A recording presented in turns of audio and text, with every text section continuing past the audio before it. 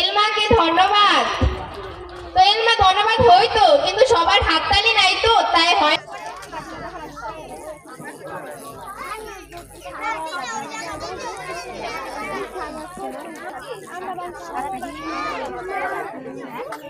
আবৃত্তি করবে চতুর্থ শ্রেণীর মেহেজাবিন, কবিতার নাম নেমন্তন্ন।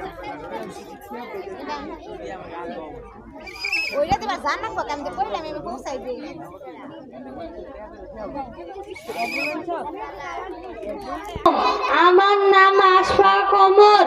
আমি একটি কবিতা বলবো। কবিতার নাম পালকির গান। লিখেছেন সত্যেন্দ্রনাথ দত্ত। পালকি চলে গগন তলে আগুন।